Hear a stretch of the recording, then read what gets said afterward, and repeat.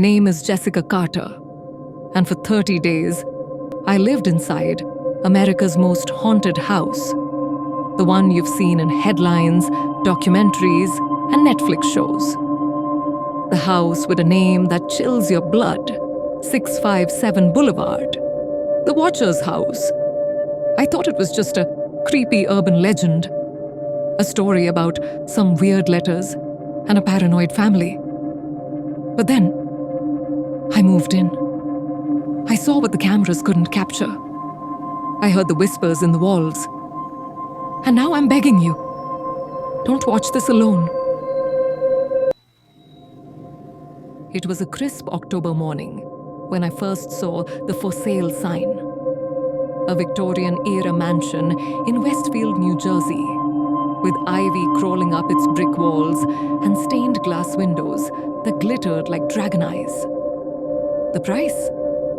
Half of what a house like this should cost. The realtor, a silver-haired man with a too wide smile, said the previous owners had relocated suddenly. But I ignored it. I was too busy imagining dinner parties in the oak-paneled dining room, morning coffee on the wraparound porch. I signed the papers the next week. The first 3 days were paradise. Sunlight poured through the windows. The floors didn't creak. No shadows lingered in the corners. Then, on the fourth night, I found a letter. It sat on my kitchen counter, though I'd locked every door. The envelope was yellowed, like it had been buried for decades.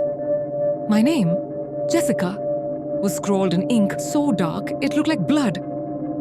Inside, a single page. Welcome home, Jessica. I've been waiting for you. How old are the children? 657. Boulevard has been my duty for decades. I watch. I wait. I protect. The Watcher. My hands shook. I told myself it was a prank. Kids from the neighborhood, maybe. But when I Googled the Watcher house, my blood turned to ice. Headlines from 2014 flooded the screen. A family driven mad by anonymous letters. Police investigations gone cold. Theories ranging from a deranged stalker to something not human. It's just a coincidence, I whispered. But that night, as I lay in bed, the house began to breathe. The letters kept coming. They appeared in places no one could reach. Tucked under my pillow, nailed to the attic door, floating in the bathtub. Each one more unhinged than the last.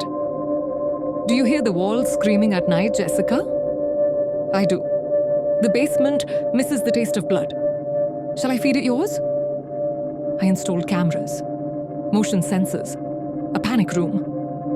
But the Watcher always slipped through. One midnight, I woke to the sound of fingernails scraping glass. My bedroom window was fogged, and through the haze, a face pressed against the pane. Pale, gaunt, with hollow black eyes. It smiled, revealing jagged teeth, and whispered, "You'll never leave!" I screamed. The face vanished.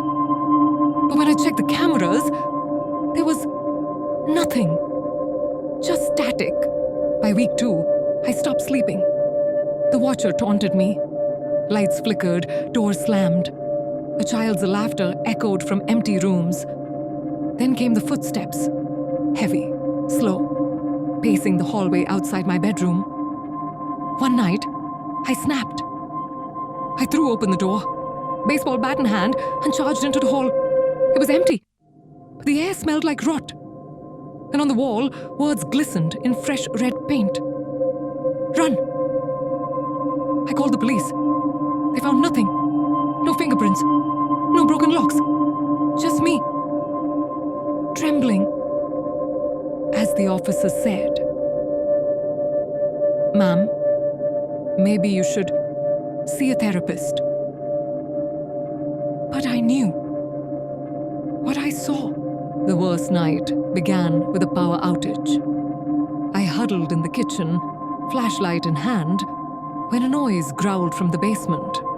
A wet, guttural sound, like something chewing bones. The watcher's letter that morning had warned, "Don't go downstairs tonight." But I was done playing victim. I descended the steps, each creak echoing like a gunshot. The basement air was freezing, thick with the stench of decay. My flashlight beam trembled over concrete walls until it landed on them. Dozens of photographs of me, sleeping, cooking, standing at the bathroom mirror, all taken from inside the house. And beneath the photos, scrawled in the same blood ink, "You're mine?" A hand clamped over my mouth. Hot breath seared my ear. "You shouldn't have looked." I swung the flashlight. It hit nothing. But the laughter followed me as I fled.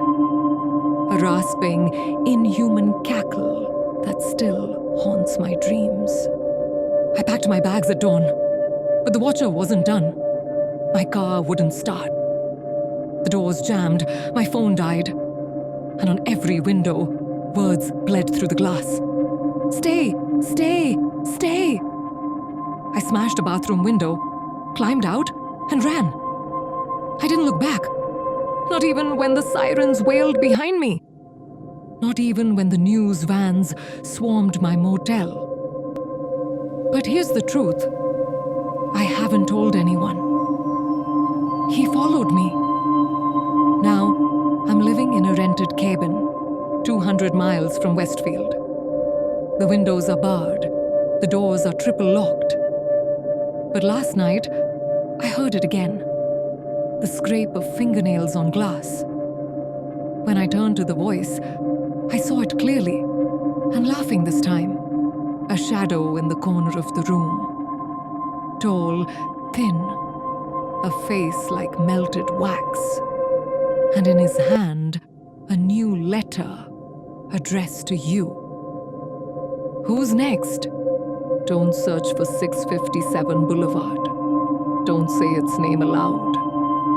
And if you hear footsteps behind you tonight, don't look back. Subscribe now for more stories.